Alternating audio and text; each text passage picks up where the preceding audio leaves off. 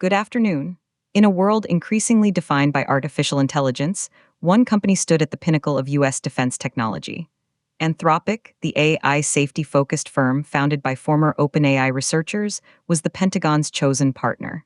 That was until last week, when a sweeping executive order from President Donald Trump banned the company from all federal contracts. The reason? A complex web of politics, ideology, and a single, controversial decision by Anthropic's leadership. Experts are now warning this move could cripple America's AI edge and set a dangerous precedent for the politicization of critical technology. I'm your host, and this is a Kenya News Update Today Deep Dive. Let's start with the company at the center of the storm. Anthropic is an American AI firm headquartered in San Francisco, founded in 2021. Its core mission, as a public benefit corporation, is to research and develop safe AI. They are the creators of the Claude family of large language models. For years, they positioned themselves as the responsible, safety-first alternative in the cutthroat AI race. This reputation is precisely what made them attractive to the U.S. Department of Defense. Last year, that relationship deepened significantly. In July 2025, Anthropic was awarded a major DoD contract worth $200 million to expand its AI work for national security applications.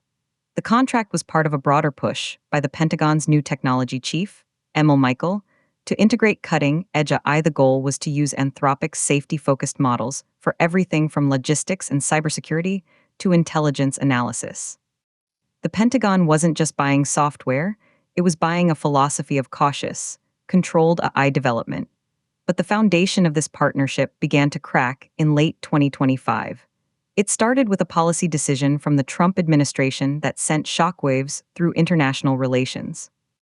In November 2025, President Trump issued an executive order granting temporary refugee status in the United States to white South Africans, citing claims of persecution and land seizures. The move was widely condemned by the South African government, human rights groups, and much of the international community as based on a false narrative. This is where Anthropic's story takes a sharp turn.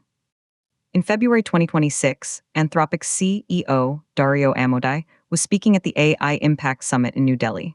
During a press conference, he was asked about the ethical implications of AI and global politics.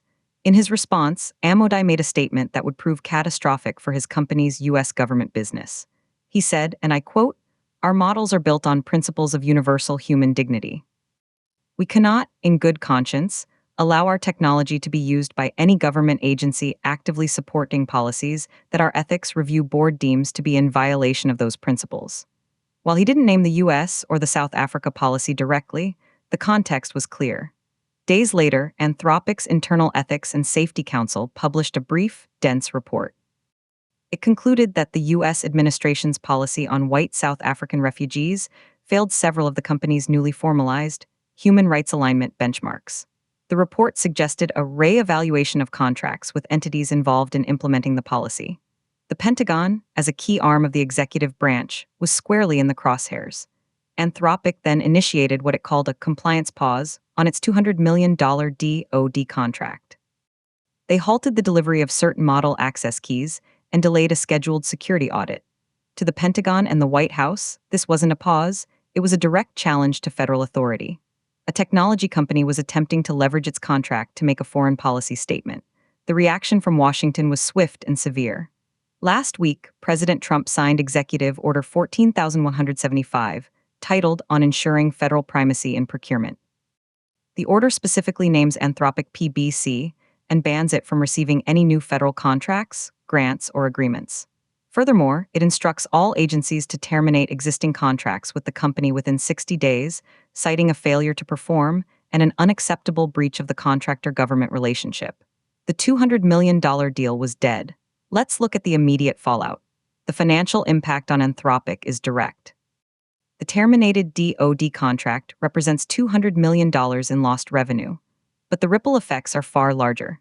Analysts estimate the federal contracting market, now permanently closed to Anthropic, is worth over $380 billion across defense, health, and research agencies.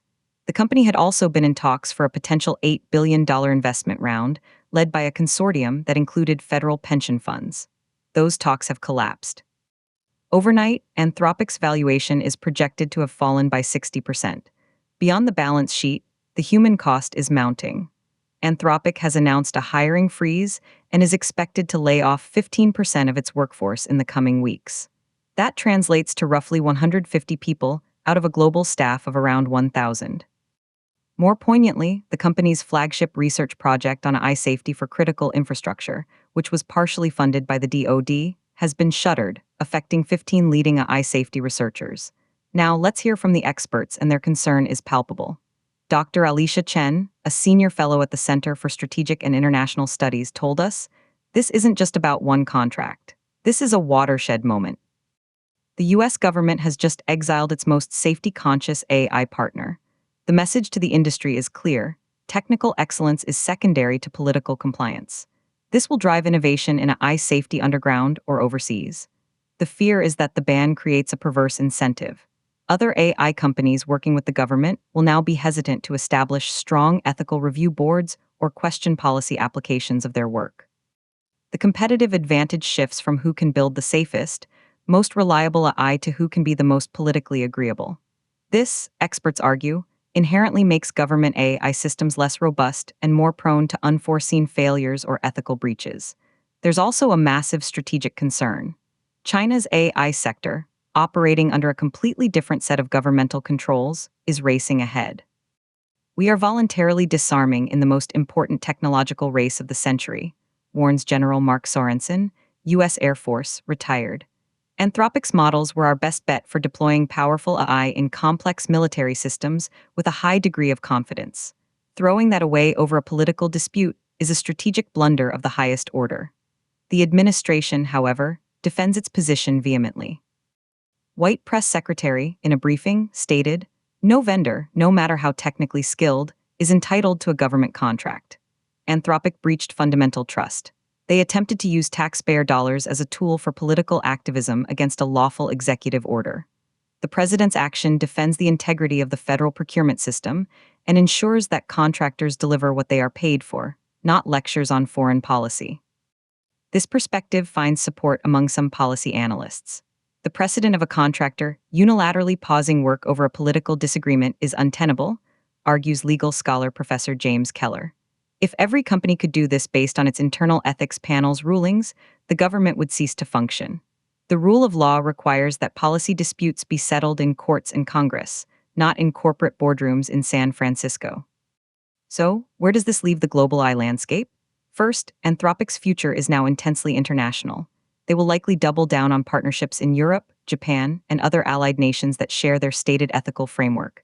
We may see a Claude model developed specifically for non-US allied governments.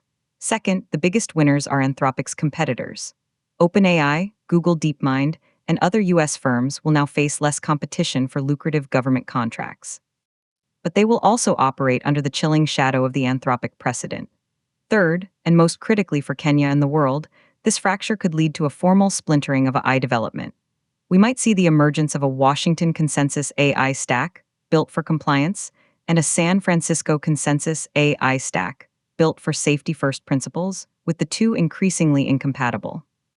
For countries looking to adopt AI for national development, this creates a difficult choice: align with US government-approved technology, or with what some engineers consider to be technically superior, but politically risky systems. For Kenya, a nation actively investing in AI for agriculture, healthcare, and governance, this is a crucial development. Do you partner with US firms that are now under intense political pressure, or do you look to other ecosystems? The ban on Anthropic removes what many saw as the most trustworthy US option for high-stakes applications. In conclusion, the banning of Anthropic is more than a contract dispute. It is a collision between the ethos of Silicon Valley and the imperatives of the state. It raises profound questions. Who governs the governors of technology? Can a company committed to ethical boundaries survive as a government vendor? And in the feverish race for AI supremacy, are we sacrificing safety and principle for political loyalty and speed? The experts are worried because they see not just a company being punished, but a vital avenue for responsible innovation being sealed off. The consequences for US competitiveness and global AI safety will unfold for years to come. This has been a Kenya News Update Today deep dive. Subscribe to Kenya News Update Today for more insightful analysis on the stories shaping our world.